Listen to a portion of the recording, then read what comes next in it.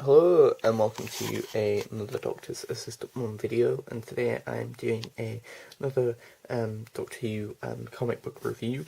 Now, if you're wondering why I've got two comic book issues here, and that there is a reason, and I know it's a bit irregular, but I think I've only done this once before where I've had like a variant cover of an issue, and I wanted to show you that, which was like that Sheffield Comic Con exclusive 4 Doctors one. But the difference, or the reason why I'm wanting to show you this, is because this and these covers are different, and they continue to be different going forward with the Ninth Doctor ongoing series, which is good because I like the difference, which is that now we've got this here, this line here, and all things saying Ninth Doctor 10, or hashtag 10, or little 10 there, whereas you don't have that there.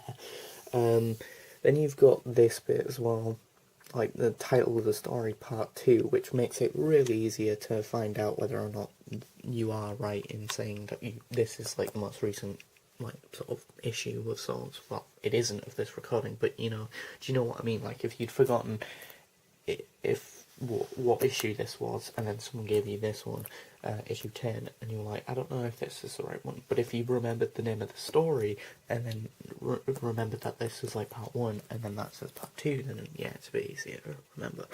The barcode's still the same, with 10 there, and then that saying 9. Essentially the only differences are primarily that you've got that title and or part and or the Ninth Doctor hashtag 10, well, the Ninth Doctor, and then yeah, the 10 bit as well. And then as such, because the writers and or things like credits was there, obviously on this one, that's where this is. They've put it underneath there, which I really like actually. I'll be honest, I do prefer the cover of this one, but I like the new layout and all setup of that of this one. As I say, beyond the layout of some of the new features of sorts, I'm not too fussed with the cover. The cover is a bit poor, really, if I'm being completely honest, and I'm not a big fan of it. On the back, we've got an advertisement for some Doctor Who comic, out this month, stuff that's out this month, surprisingly enough, from Titan Comics. Can pause and have a look at these, I guess, maybe, kind of.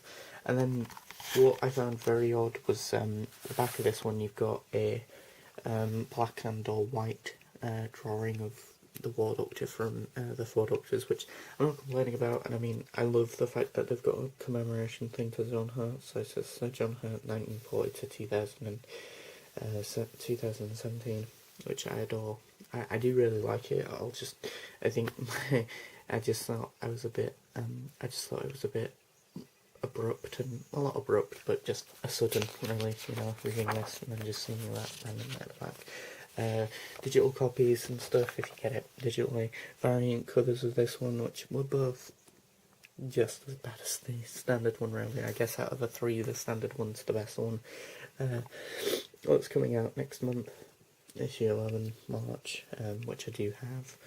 As yeah, I am falling behind with these reviews, so sorry about that. The story, the writer, artist, colorist, letterist, all that good stuff. Yeah.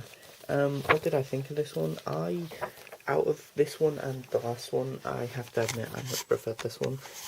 It's a much better story, a much more fluid and cohesive story. I guess the problem with the first part, sort of story, even in the classic series, to a 4-part story or a 6-part story or whatever amount of parts based story, even if it's just a 2-parter like in the modern series, the problematic thing is that that's always going to be the episode where you're setting up everything, aren't you, really? You're setting up the world as well as the characters, and if either of that's bad, then that becomes problematic. But you've also got the previously, you've got what previously happened, you've got Bio and the Doctor, Rose, Captain Jack, and then you've got the Titan Comics website, Twitter and Facebook to contact them.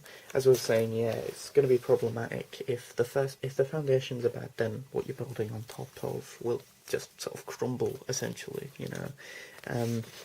but I think this does a decent enough job of being decent on its own, and yeah, making something decent out of it. I mean, look at this. This just looks gorgeous. You know, this giant spaceship exploding, and these panels here as well. Yeah, it just look gorgeous, and I adore that. I adore the fact that obviously, you know, it makes sense that the creatures are sort of mermaid type creatures, and so obviously their ships would be immersed and ensconced in water and that. So I've been saying for ages, years it feels like, but Doctor Who should have one episode where the whole planet of a place is ensconced in water, and just like, yeah, mermaid-like creatures or water-based creatures. I really like the look of this green sort of woman mermaid character. She's just so elegantly drawn, like the fluidity and flow of her hair, and you know, she just looks so pretty and nice to look at. But it's nice to know that she and this other sort of monstrous character of sorts, they turn out, you think they're going to be the bad guys, but they turn out not to be, and I quite like the twist actually. It's not done as corny as it's been done in the modern series.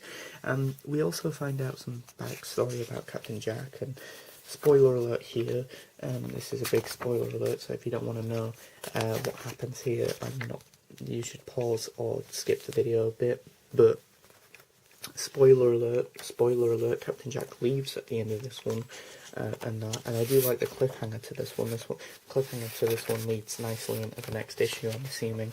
And again, just nice, really nice sort of use of a panel here, you know, having the sort of mermaid serpent type character-esque character, you know, centre stage, and then have, you know, little circular bits in the corners that show the other characters and that, and you know, really good use of the sort of water effect and that, and the Sonic being used underwater, which is kind of ironic because of this recording I've just watched Under the Lake, not Under the Lake, Thin Ice, sorry, and that of this recording I just watched that last night or yesterday, and yeah, the Doctor's using the Sonic underwater in that episode and on this, and I like that actually. I don't think prior to Thin Ice, I don't think we've ever seen that before.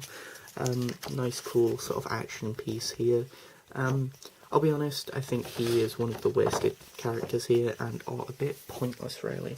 And the only thing Captain Jack and or Rose do is bicker and argue a bit. They feel a bit pointless in this story too.